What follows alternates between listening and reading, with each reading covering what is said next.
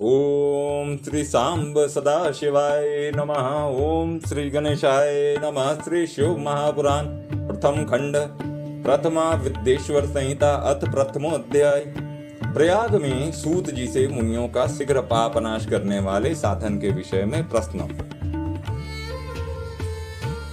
जो आदि और अंत में तथा मध्य में भी नित्य मंगलमय हैं, जिनकी समानता अथवा तुलना कहीं भी नहीं है, जो आत्मा के स्वरूप को प्रकाशित करने वाले देवता हैं, जिनके 5 मुख हैं और जो खेल ही खेल में अनायास जगत की रचना, पालन, संहार, अनुग्रह एवं तिरोभाव रूप 5 प्रबल कर्म करते रहते हैं, उन सर्वश्रेष्ठ अजर अमर ईश्वर अंबिकापति भगवान शंकर का मैं मन ही मन चिंतन करता हूँ।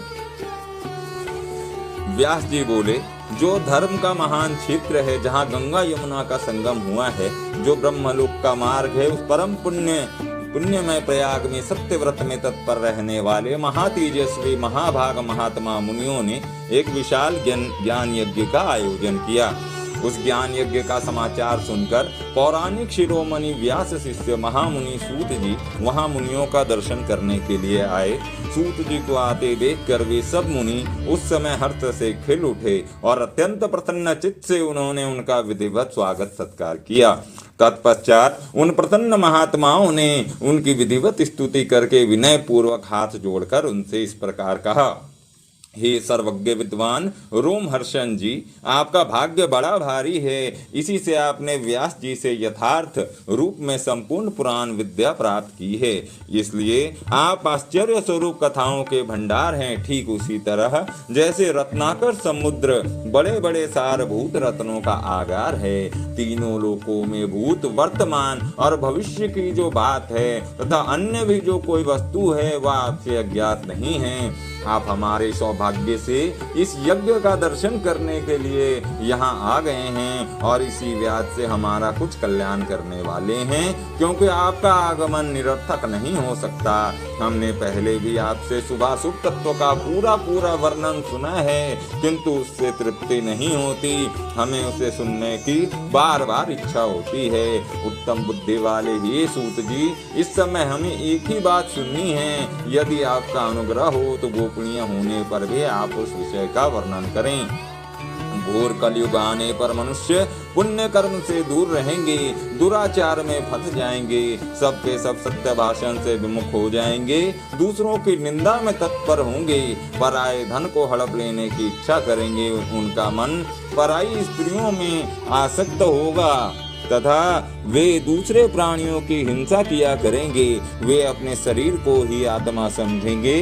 वे मूढ़, नास्तिक तथा पशु बुद्धि रखने वाले होंगे। माता पिता से द्वेष रखेंगे तथा वे कामवश स्त्रियों की सेवा में लगे रहेंगे। ब्राह्मण लोभ रूपी ग्रह के ग्रास बन जाएंगे, वेद बेचकर जीविका चलाएंगे, धन का उपार्जन करने के लिए ही विद्या का अभ्यास करेंगे, मत से मोहित रहेंगे, अपनी जाति के कर्म छोड़ देंगे, प्रायः दूसरों को ठगेंगे, तीनों काल की संध्योपासना से दूर रहेंगे और ब्रह्म ज्ञान से शून्य होंगे। दयाहीन, अपने को पंडित मानने वाले, अपने सदाचार व्रत से रहित, कृषि कार्य में तत्पर, क्रूर स्वभाव वाले एवं दूषित विचार वाले होंगे। समस्त क्षत्रिय भी अपने धर्म का त्याग करने वाले, कुसंगी, पापी और व्याभिचारी होंगे। उनमें शौर्य का अभाव होगा। वे युद्ध से विरत अर्थात रण में प्रीति न होने से भागने वाले होंगे। वे कुत्सित चौर्य कर्म से जीविका चलाएंगे, शूद्रों के समान बर्ताव करेंगे और उनका चित्त काम का किंकर बना रहेगा। वे शास्त्र विद्या को नहीं जानने वाले, गौ और ब्राह्मण की रक्षा न करने वाले, शरणागत की रक्षा न करने वाले तथा सदा कामनी को खोजने में तत्पर रहेंगे। प्रजा पालन रूपी सदाचार से रहित, भोग में तत्पर, प्रजा का संहार करने वाले, दुष्ट और प्रसन्नता पूर्वक जीव हिंसा करने वाले होंगे। वैश्य, संस्कार भ्रष्ट, स्वधर्म त्यागी, कुमार्गी, धनोपार्जन परायण तथा नाप तौल में अपनी कुत्सित वृत्ति का परिचय देने वाले होंगे। वे गुरु, देवता और द्विज जातियों के प्रति भक्ति शून्य, कुत्सित बुद्धि वाले, द्विजों को भोजन न कराने वाले, प्रायः कृपणता के कारण मुट्ठी बांध कर रखने वाले, पराई स्त्रियों के साथ कामरत, मलिन विचार वाले, लोभ और मोह से भ्रमित चित्त वाले और वापी कूप तड़ाग आदि के निर्माण तथा यज्ञादि सत्कर्मों में धर्म का त्याग करने वाले होंगे। इसी तरह कुछ शूद्र ब्राह्मणों के आचार में तत्पर होंगे, उनकी आकृति उज्ज्वल होगी, अर्थात वे अपना कर्म धर्म छोड़कर उज्ज्वल वेशभूषा से विभूषित हो व्यर्थ घूमेंगे। वे मूढ़ होंगे और स्वभावतः ही अपने धर्म का त्याग करने वाले होंगे। वे भांति भांति के तप करने वाले होंगे, द्विजों को अपमानित करेंगे, छोटे बच्चों की अल्प मृत्यु होने के लिए अविचारिक कर्म करेंगे, मंत्रों के उच्चारण करने में तत्पर रहेंगे, शालग्राम की मूर्ति आदि पूजेंगे, होम करेंगे, किसी न किसी के प्रतिकूल विचार सदा करते रहेंगे, कुटिल स्वभाव वाले होंगे और दूसरों से द्वेष भाव रखने वाले होंगे। वे यदि धनी हुए तो कुकर्म में लग जाएंगे, यदि विद्वान हुए तो विवाद करने वाले होंगे, कथा और उपासना धर्मों के वक्ता होंगे और धर्म का लोप करने वाले होंगे।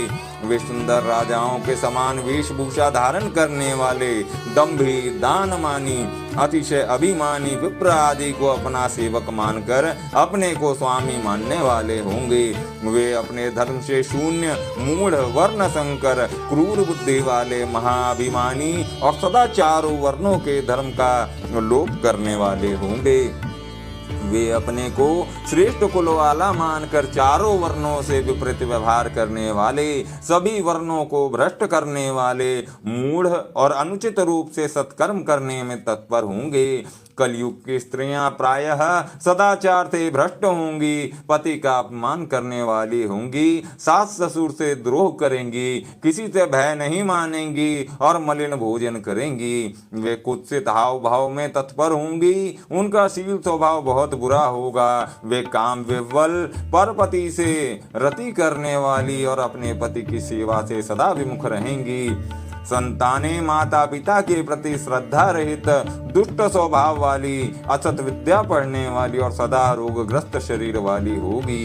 ये सूत जी, इस तरह जिनकी बुद्धि नष्ट हो गई है और जिन्होंने अपने धर्म का त्याग कर दिया है, ऐसे लोगों को इहलोक और परलोक में उत्तम गति कैसे प्राप्त होगी? इसी चिंता से हमारा मन सदा व्याकुल रहता है। परोपकार के समान दूसरा कोई धर्म नहीं है। अतः जिस छोटे उपाय से इन सब के पापों का तत्काल नाश हो जाए, उसे इस समय कृपा पूर्वक बताइए, क्योंकि आप समस्त सिद्धांतों के ज्ञाता हैं। व्यास जी बोले, उन भावित आत्मा मुनियों की यह बात सुनकर सूत जी मन ही मन भगवान शंकर का स्मरण करके उन मुनियों से इस प्रकार कहने लगे।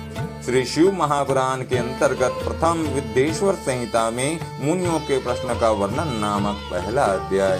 ओम तत्सत।